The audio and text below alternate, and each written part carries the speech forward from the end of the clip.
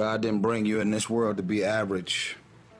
God didn't bring you in this world to wake up and die one day and just be another person that lived and died and didn't do anything significant in this world.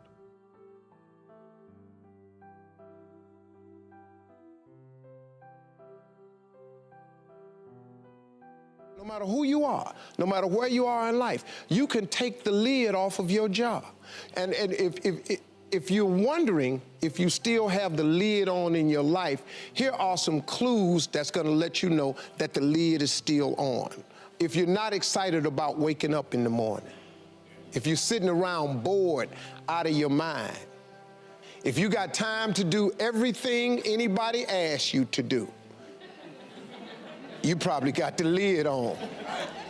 If when you tell your dreams to all your friends, it makes sense to them, you got your lid on, man. Your dreams should not make sense to everybody. You gotta say something that make people go, how you gonna do that? That's when you got the lid off. And if I were you, I'd do that. I'd take the lid off.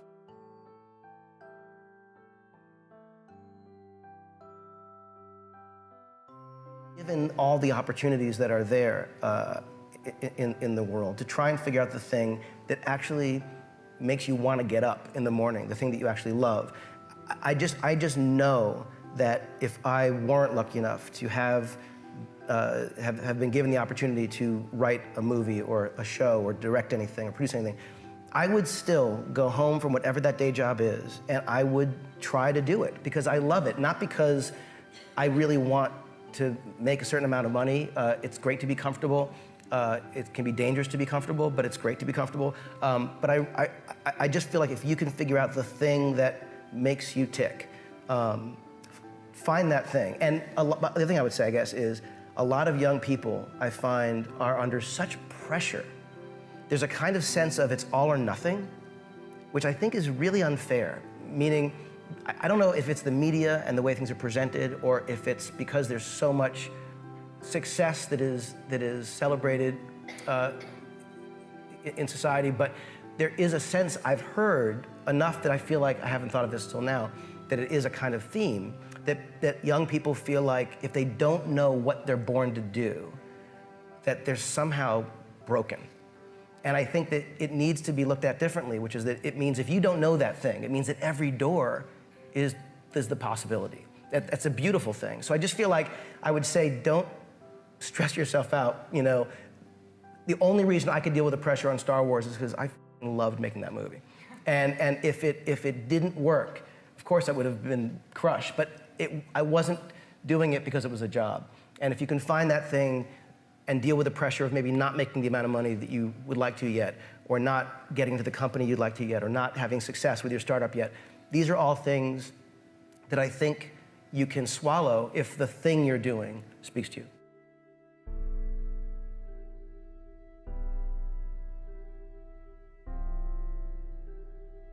It's going to take more than a notion to become successful. Because once you get this degree, it's actually just going to be a piece of paper on the wall. It's really all it's going to be. Some people may give you a job with it. The majority of people will tell you how much experience you need. So you got to hustle, man. You got to hustle. Hustle and grind. Dig, man.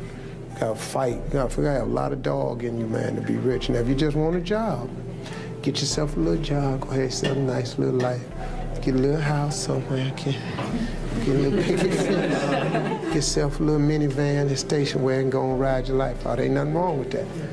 But if you really, really, really want to be balling, change some people's lives, get yourself some real money, hire people, get more than one stream of income coming in, you gotta be a hustler, man. You gotta be a hustler.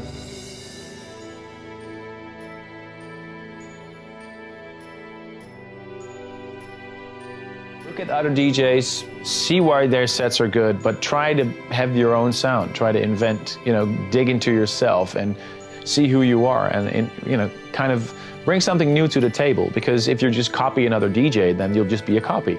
So you got to find your own identity before you go out there. If you do what other people are doing out there, then you're not going to stand out. I always take deadmau5 as an example. Hate him or love him, but what he's done is you can put your finger on it. You know, putting on a weird mouse head, making excellent music. You know, that makes a difference. That makes you stand out. And I think the most important thing is, if you want to be successful, that you do whatever you love. You look at other artists. Of course, you look at other artists. I do that as well. You get inspired by other people's music, but try to make it your own. And I mean, think of all these people, right? Now, sitting at home, and you're doing a concert in their city. Ask yourself, why would these people, when they're at home, you know, they're comfortable, they're warm, they're having a pizza, they're watching TV, why would they come out to see you? You know, answer that question in 2 sentences, and that's your answer right there. I mean, why would you go see deadmau5? Because he's a brilliant producer, a brilliant DJ, and he puts on a weird mouse head and everybody goes crazy. Right. You know? So that tells you the whole story, and I think that's what you have to do. Look inside yourself. Who do I want to be? What do I want to represent? And what is my sound?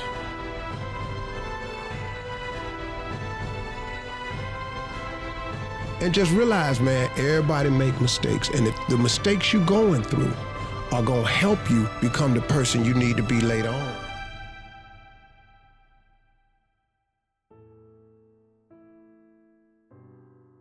So when you're young and you making mistakes, don't let them eat you up. Because everybody that done made it, done made them. Yeah. You got to fail in order to win. Hey, look, man, to understand how to hit the game-winning shot, you got to miss the game-winning shot.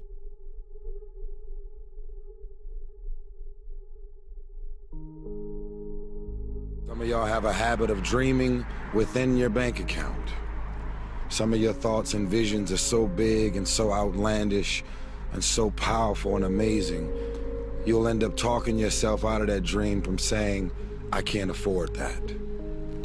Well, guess what? There's a lot of shit I can't afford. There's a lot of visions and dreams that I still can't afford.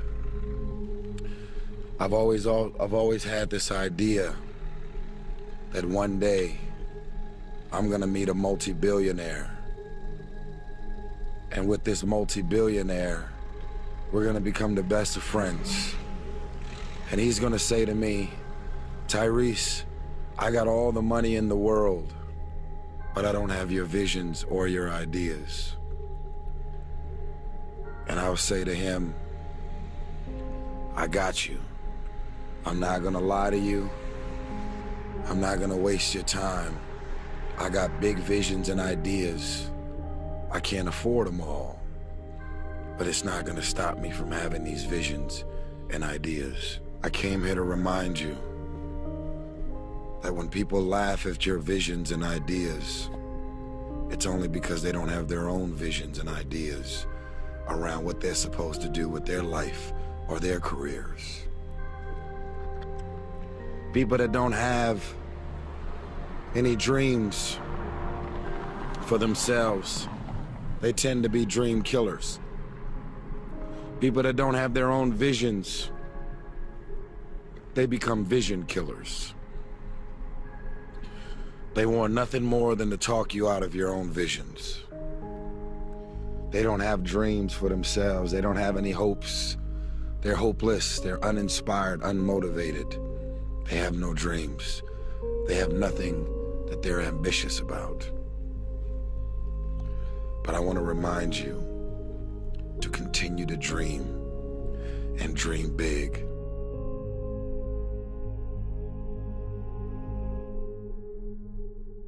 I mean, you know, everybody got the same story, we just got different details. But like I always say, life is 10% what happens to you, it's 90% what you do about it. See, we're gonna dive into a chapter from my new book, and it's chapter 1, section 1. This is very clear for people. So the first step is getting completely and brutally honest enough to say, I am tired of myself. When you say I'm sick and tired of being sick and tired, that's the facilitator of change. That's when you're ready to say these words, no more excuses. No more excuses. I went to Kent State, I dropped out. I didn't drop out, I flunked out. Now that threw my life into a spiral, but because I didn't have a college degree, I could not let that stop me. And like you're doing, where you're saying, all my friends at this age are settled in your careers, you don't even know if they're happy or not. Stop comparing yourself to others. So the first thing you do is stop focusing on other people. Instead, focus on being the best version of you that you can. Then you'll recognize that you deserve to sit at the big table with everybody else after you become the best that you can be. Now, once you've accepted that you have as much right to success and much right to succeed as anybody else, the next step is learning how to talk the talk. You have to get fluent in the language of success so you speak it with ease. Surround yourself with people who've accomplished their dreams and immerse yourself in the culture of achievement.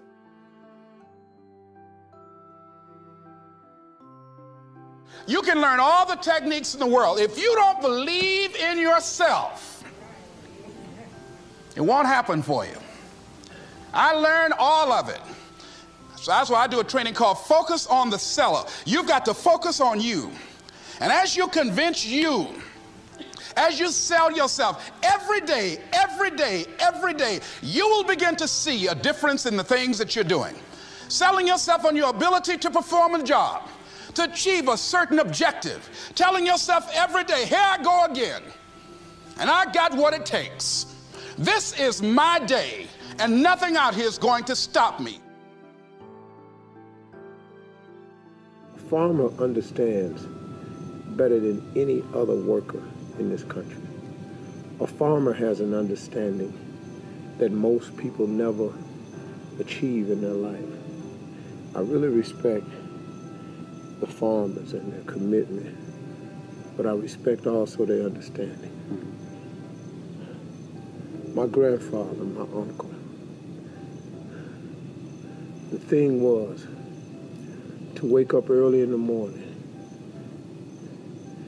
Before you start your day by feeding all the animals. I never understood that. Why am I slopping these hogs, baling this hay for these cows, taking food out to the hunting dogs, going to get these mules and horses, walking them down to water? Why am I feeding these chickens, man? All this before I eat. My grandfather sat me down, he said, young man, if we don't take care of these animals that we are requiring to take care of us, he said, what's gonna happen to us? He said, we dependent on them chickens to lay eggs, to give us meat. We dependent on them hogs for meat. We depended on the mules to pull the plows so we can plant. We depended on them horses to drag all these wagons around. We depended on these hunting dogs to go out in the wood and uncover the animals for us. He said, and what I respect about farmers is they understand that everything comes in seasons. There is a planting season, and you got to plant and plant and plant and plant, plow, till, hoe the roads. You got to do all that, seed it, fertilize it, in order for a crop to grow. Now, here's what happens some years. Some years it's a drought. Ain't no rain, ain't no crops. Sometimes it's a flood. Wipe out all the crops, all the planting. But guess what? You still got to do the planting. Because what you're banking on is just enough rain, just enough sunshine, so you can harvest. And even if their crops get washed out, even if the floods come, even if the drought comes, you know the thing about a farmer? They do it all over again because they understand that eventually you'll be able to harvest. And that's what I respect about farmers, and that's my life.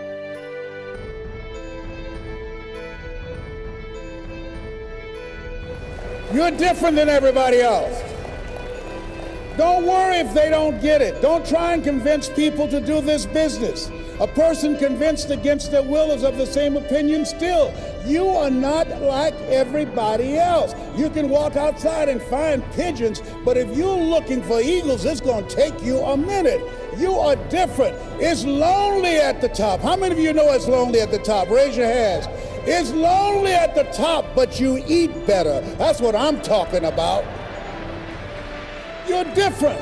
One great entrepreneur said, I choose not to be a common man. It's my right to be uncommon if I can. I seek opportunity, not security. I do not wish to be a kept citizen, humbled and dulled by having the state look after me. I want to take a calculated risk, to dream and to build, to fail and to succeed. I refuse to live from hand to mouth. I prefer the challenges of life to the guaranteed existence, the thrill of fulfillment to the still calm of utopia. I will never cower before any master, nor bend to any threat. It's my heritage to stand erect, proud and unafraid, to face the world boldly and say, this I have done. You showed up because you're building a business that you can stand and say, I did this. I did this. This is my dream.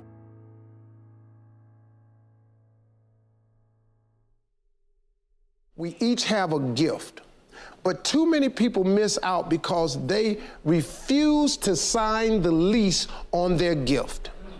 You keep looking for it outside of you. Stop. Sit with yourself. What is it that you do the absolute best with the least amount of effort? That's your gift. But if you are constantly looking outside of yourself and you don't latch on to your gift, you will never find your purpose. If you want to succeed, you must commit to your own gift and embrace it.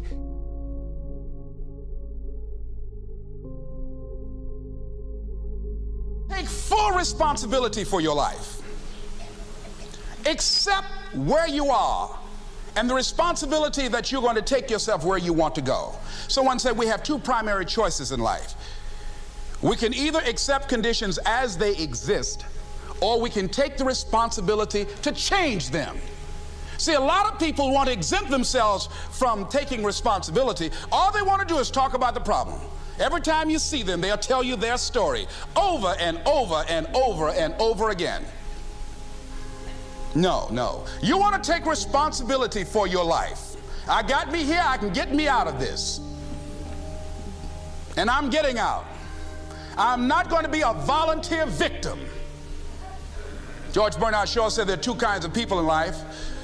You know, he said those that make things happen, those that watch things happen, and those that don't know what happened. And he said the people that get along in this life look around for the circumstances that they want, and if they can't find them, they make them. They create them. So part of beginning to get unstuck, you've got to decide that the behavior pattern that you have adopted doesn't work for you. You've got to change your strategies, and changing your strategy means reinventing your life.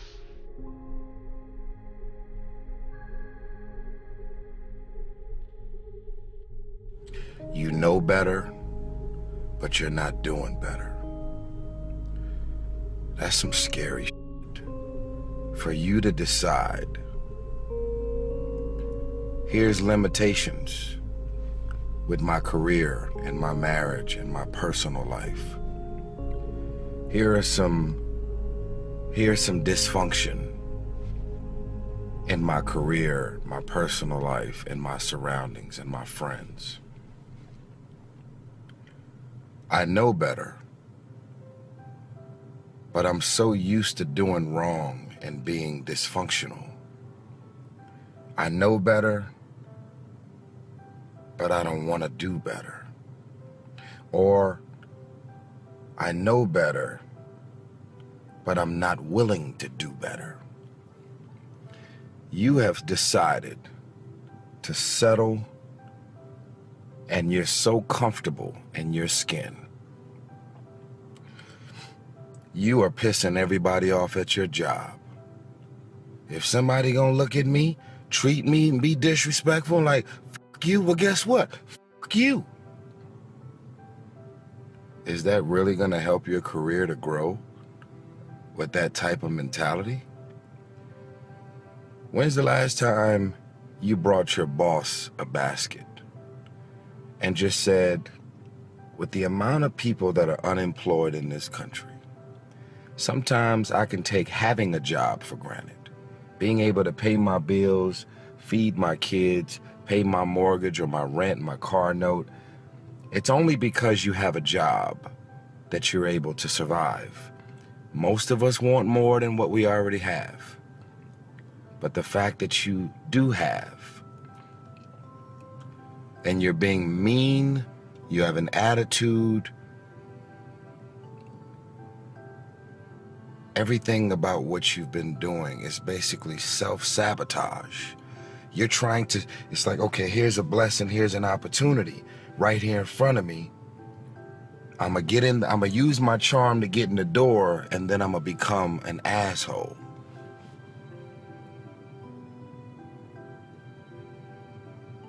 Self-sabotage, self-defeat. Here's an opportunity right here in front of me.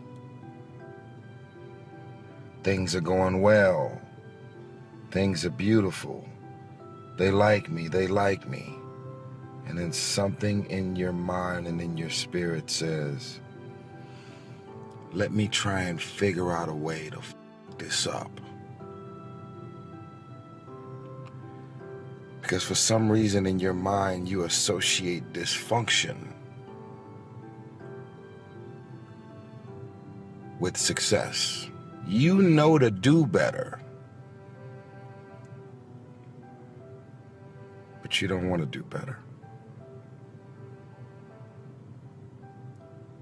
Self-sabotage, self-defeat is real. When you show up late, when you are out of shape and your job requires you to be in shape, when you are not working as hard as you know you can work on the job, when you are giving people attitude because they're giving you an attitude, that's like a cycle of death. It ain't gonna stop. It's like catty little girly shit, and men do the same shit. Catty, girly, just dumb shit. Ego, you know what I'm saying? Homeboy came, look, he got a problem with me, so I got a problem with him. If your goal is to work your way up the success ladder, if you're gonna have a problem with everybody who has a problem with you, do you think that that's gonna help you to get to the top even faster?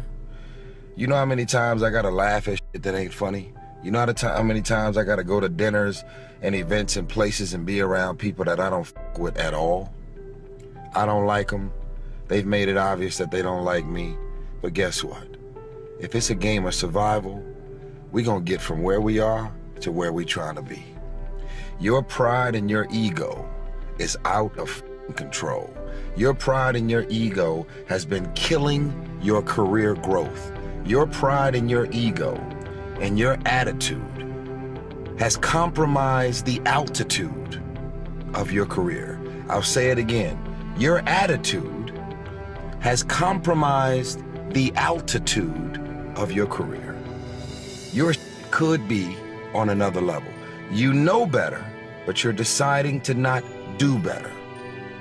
You are a lazy, unprofessional, mean attitude having, and yet when things are not happening good for you, when things are not coming your way, when things are not happening as fast as you want them to happen, you blame everybody else.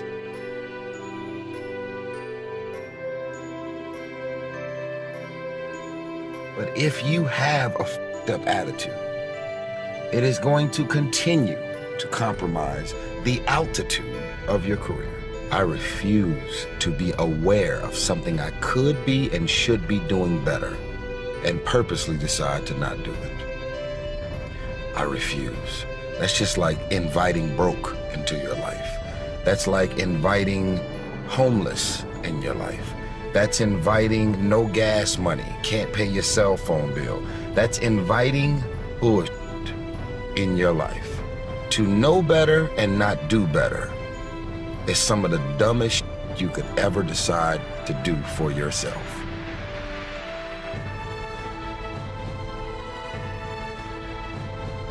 Overcoming the negative conversation, that inner dialogue that's going on all the time, even when you don't want it to be there. You can't stop yourself right now from thinking. You can't do it. It's going on.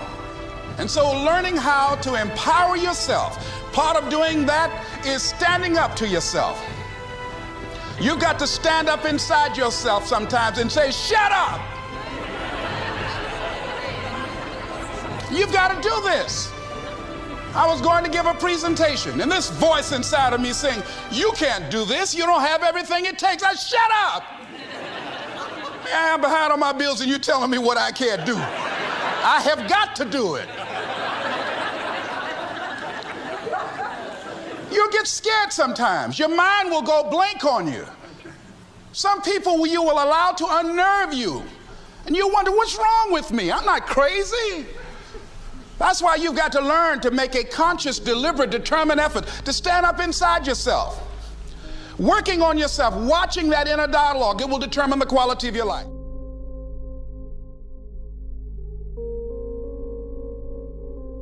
Most of us are also afraid of the unfamiliar. I've never done that before.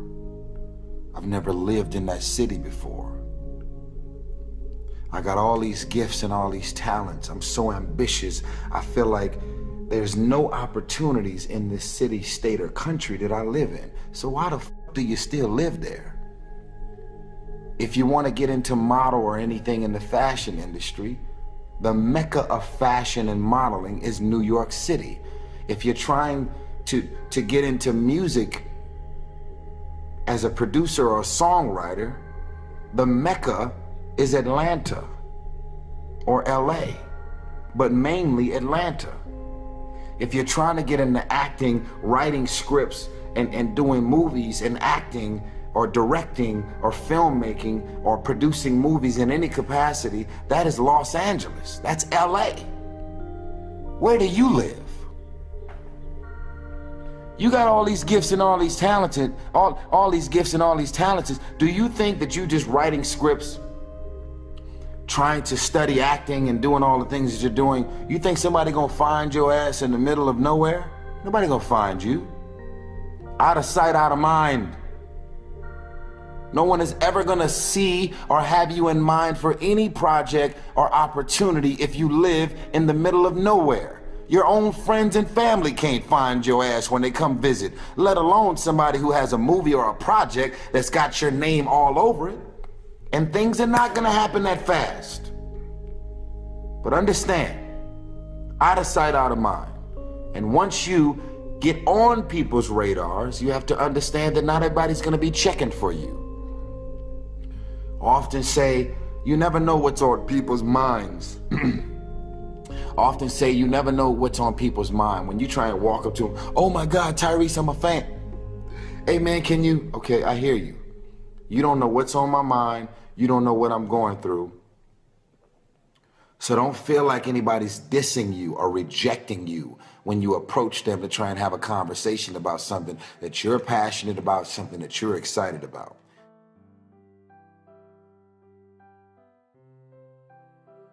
If you're going to be successful in creating the life of your dreams, you have to believe that you are capable of making it happen. You have to believe that you have the right stuff and that you're able to pull it off. Now, whether you call it self-esteem, self-confidence, or self-assurance, it's a deep-seated belief that you have what it takes, the abilities, the inner resources, the talents, and the skills to create your desired results. Now, believing in yourself is simply an attitude. Believing in yourself is a choice.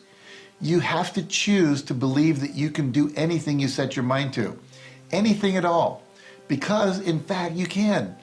It might help you to know that the latest brain research now indicates with enough positive self-talk and positive visualization, combined with proper training, coaching, and practice, anyone can learn to do almost anything. Now, I've interviewed thousands of successful people, and almost every one of them has told me, I was not the most gifted or the most talented person in my field, but I chose to believe that anything was possible. And because of that, I studied, I practiced, and I worked harder than the others, and that's how I got to where I am.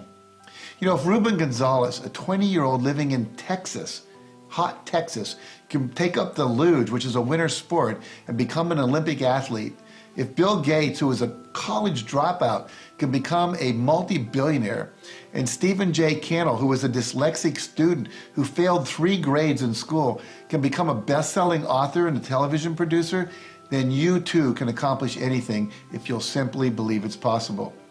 So make the decision right now to believe that you create all of your experiences, because you do. Let's start creating the ones you want by believing you can. Sounds a little strange, but accepting this level of responsibility is uniquely and inevitably empowering. It means you can do, change, and become anything at all.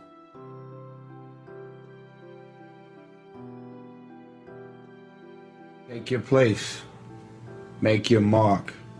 Live your life. Take your place. Make your mark. Huh? And live your life.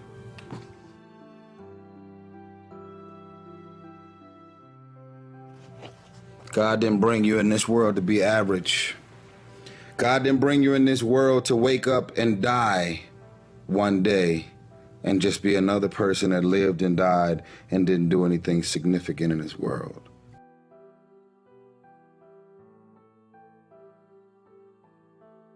Never, ever, ever give up. Chicken Soup for the Soul was rejected by 144 publishers. 144 publishers said, we don't want to publish a collection of short stories. The title's stupid, Chicken Soup for the Soul, what does that mean? People don't buy collections of short stories. There's never been, successful chain of doing that. So literally, we spent 14 months trying to find a publisher. And we'd go to New York with our agent, and eventually our agent gave us the book back and said, I can't sell this.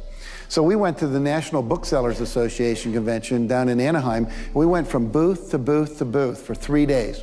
And there were 4,000 publishers represented there. And we go, would you publish our book? Would you publish our book? Would you publish our book? And we got no, no, no, no, no. It was late on the third day that a little publisher from Florida, after we'd gotten over 144 rejections, said, we'll read it. And then they said, we said, well, how many copies do you think we'll sell? After they said, yeah, we'll buy it. A couple weeks later, they said, we'll publish it. And they said, well, maybe 20,000 if we're lucky. And we said, our goal is to sell 1.5 million in a year and a half. Now, have you ever told someone your dream and had them laugh out loud at you? He laughed out loud. Now, if we had given up after 100 publishers had said no, I wouldn't be standing here today. It wouldn't have happened. And so you've got to be willing to persevere. Because we didn't take no, see, when the world says no, you say next. Love me. So the day that you decide to stop loving me, I'm not gonna love myself any less. I believe in me.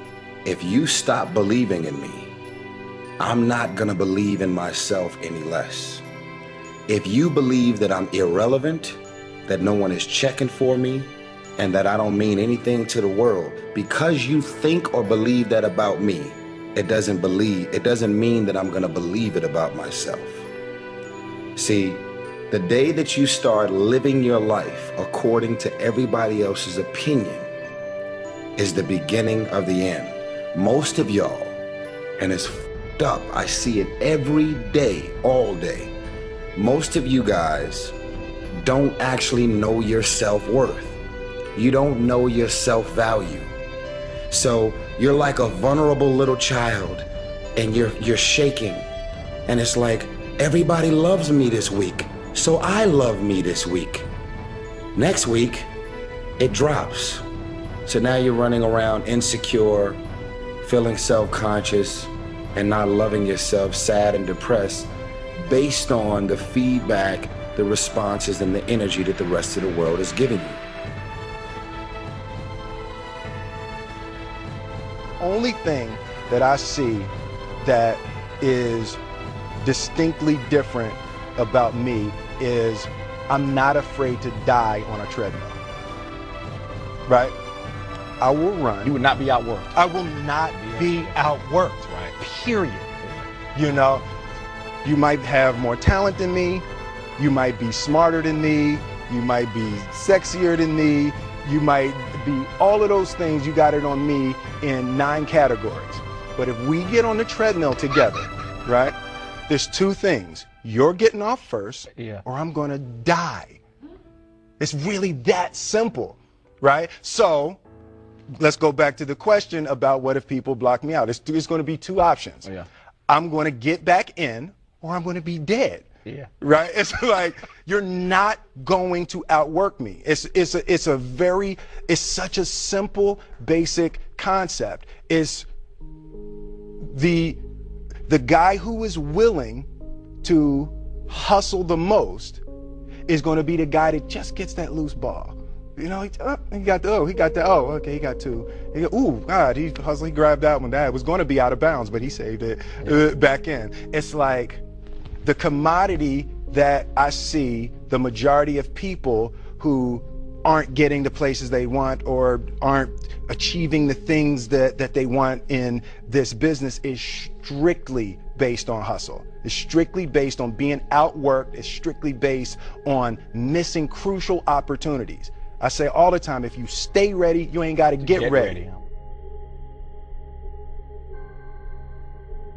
Do not go where the path may lead, but go where there's no path and leave a trail. You are going to incur a lot of disappointment, a lot of failure, a lot of pain, a lot of setbacks, a lot of defeats. But in the process of doing that, you will discover some things about yourself that you don't know right now. What you will realize is that you have greatness within you. What you'll realize is that you're more powerful than you can ever begin to imagine. What you will realize is that you're greater than your circumstances, that you don't have to go through life being a victim.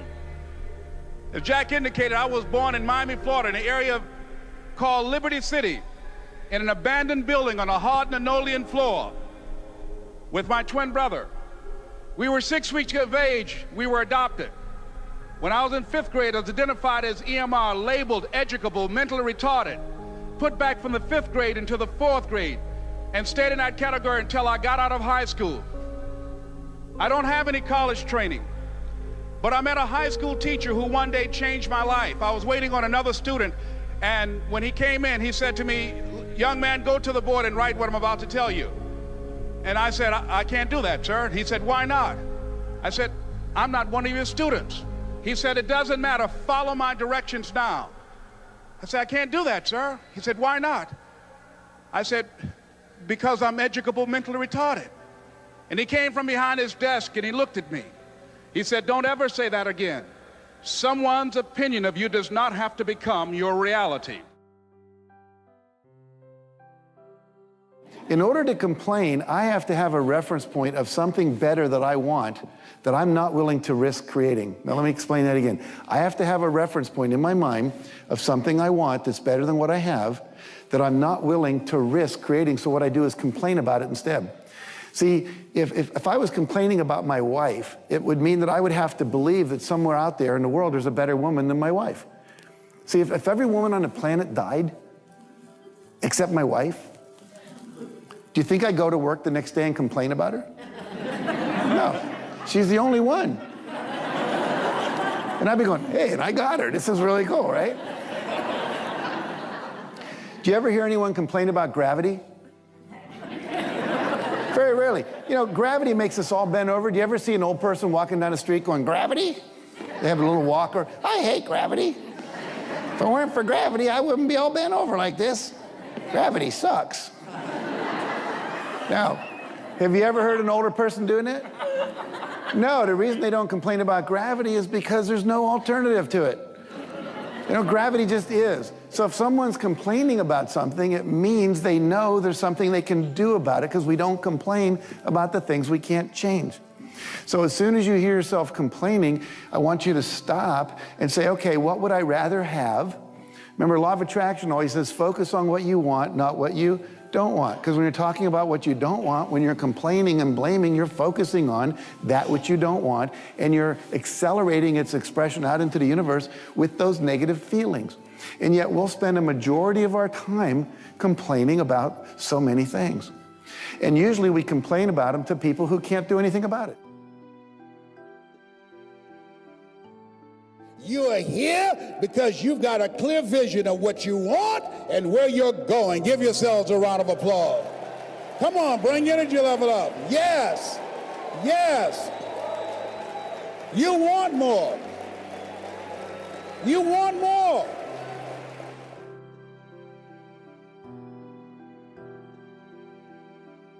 Didn't grow up with the sense that where we were was where we were going to be.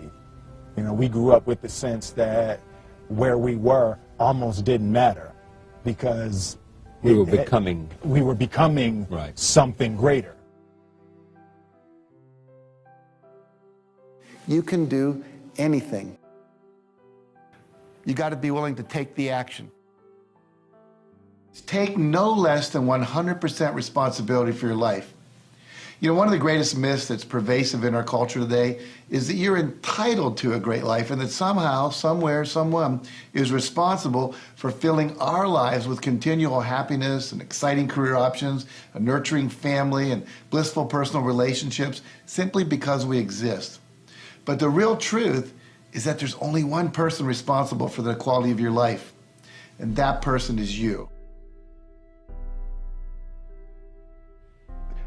I don't want to be an icon. I want to be an idea. You know, I want to represent an idea. I want to represent possibilities. I want to represent magic, right? That you're in a universe and 2 + 2 = 4. 2 + 2 only equals 4 if you accept that 2 + 2 = 4. 2 + 2 is going to be what I want it to be. You know, and there's a redemptive power that making a choice has, you know, rather than feeling like you're at effect to all the things that are happening. Make a choice. Like, you just decide what it's going to be, who you're going to be, how you're going to do it. Just decide. Stop being afraid of uncertainty. Uncertainty is what's exciting. Right. If you go to Africa on a vacation, a safari, you have no idea what's going to happen. That's part of the adventure. It's fun. That's part of the fun, Yeah. exactly. If you knew, oh, there's going to be a zebra that pops out right here, or this is going to be next, That's it might right. get boring, right? Or if you go river rafting, you don't know where the rapids are and how you're going to do it. And if you go surfing, you don't know exactly how the wave's going to break and all that and how big it's going to be. And so that adventure is really what life's about. And so we need to be excited. Fear is created by imagining bad things that haven't happened yet. So fantasized experiences appearing real, everyone always says that. Someone else recently said, forget everything and run. But, but I think that if you realize that you're creating your own fear by imagining a bad thing, oh, if there's a recession, I'll lose my house. Why not go, if there's a recession, I'm going to make more money because there's going to be opportunities and we're going to be able to pay our house out faster. Zig Ziglar said, worrying is negative goal setting. And all you have to do is use that same power to think and visualize to create a positive outcome instead of a negative, and then the fear disappears. Road to success is through commitment and through the strength to drive through that commitment when it gets hard. And it is going to get hard and you're going to want to quit sometimes, but it'll be colored by who you are and more who you want to be. I definitely found that wanting to be an actor stems from wanting to be somebody and wanting to say something to people.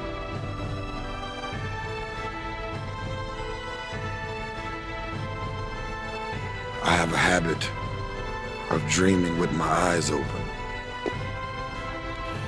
I get very inspired by the things I see. I'm inspired by architecture. I'm inspired by photography. I'm inspired by ideas.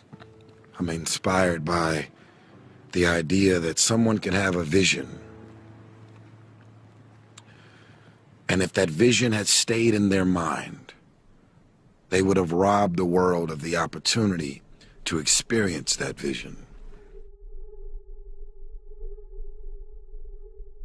The separation of talent and skill is one of the greatest misunderstood concepts for people who are trying to excel, who have dreams that want to do things. Talent you have naturally. Skill is only developed by hours and hours and hours of beating on your craft. There's no easy way around it. No matter how talented you are, your talent is going to fail you if you're not skilled. You know, if you don't study, if you don't work really hard and dedicate yourself to being better every single day, you'll never be able to communicate with people.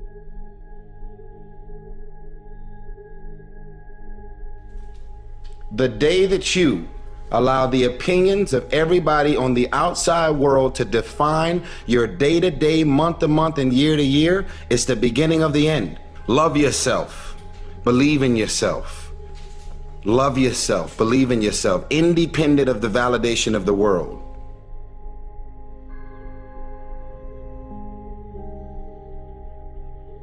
Oh no, fear is everything. Yeah, like if there was one concept that I would suggest to people to take a daily confrontation with, is fear.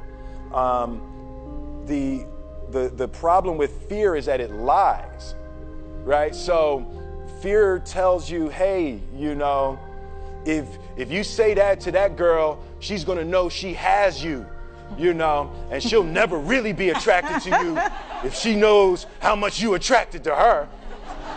Don't say that, no. How we get her is when she walks by, ignore her. Right, it's a swoop. You know, it's like, pop it on your shoulder. Fear tells you dumb shit like that, right? You know, so, you know, for me, the daily confrontation with fear has become a real practice for me since about three years ago. I went skydiving in Dubai, right? And skydiving is a really interesting confront with fear, right?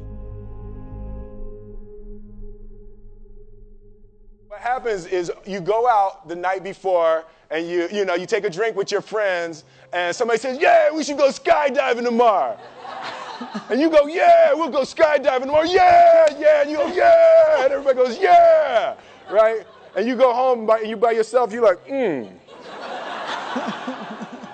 right? You're like, well, I mean, they was drunk too. Right, so maybe they not, maybe, I mean, we don't have to go. We don't have to do it.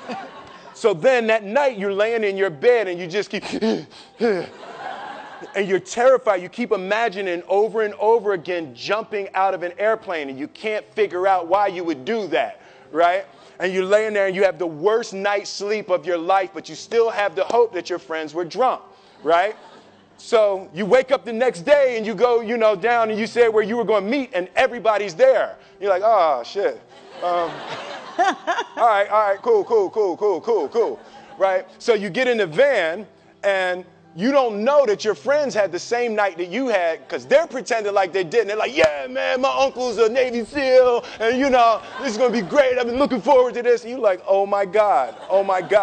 And your stomach is terrible. You can't eat and everything, but you don't want to be the only punk who doesn't jump out of this airplane.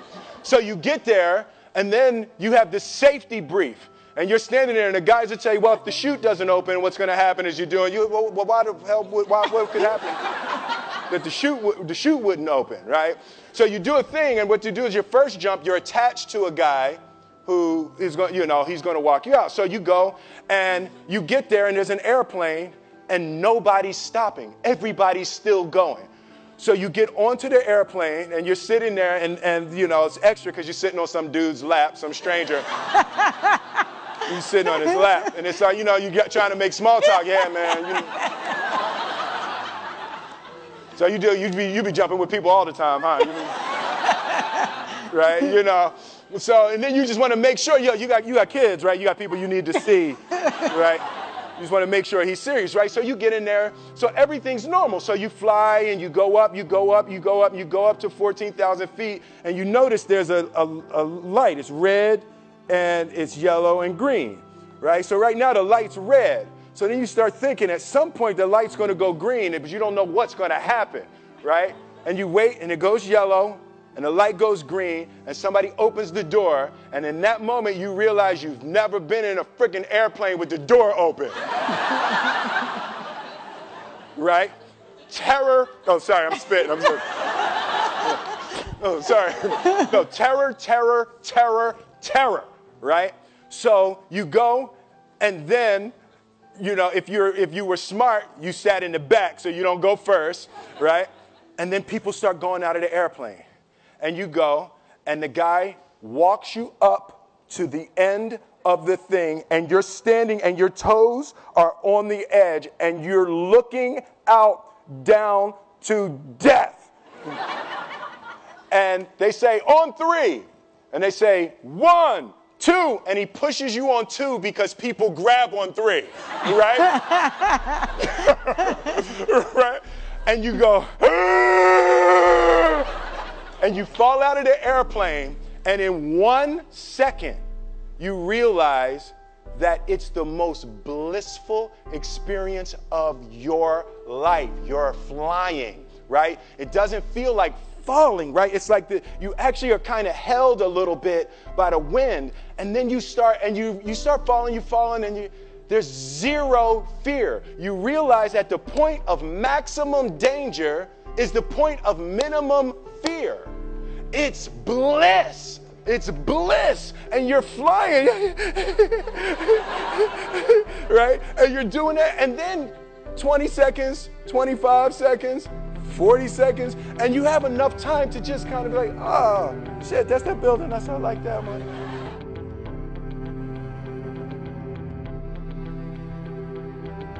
The lesson for me was, why were you scared in your bed the night before? What do you need that fear for? Just don't go. Why are you scared in your bed 16 hours before you jump? Why are you scared in the car? Why could you not enjoy breakfast?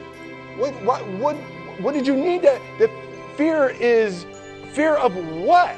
You're nowhere even near the airplane. Everything up to the stepping out, there's actually no reason to be scared. It only just ruins your day. You don't have to jump. And then in that moment, all of a sudden, where you should be terrified is the most blissful experience of your life. And God placed the best things in life on the other side of terror. On the other side of your maximum fear are all of the best things in life.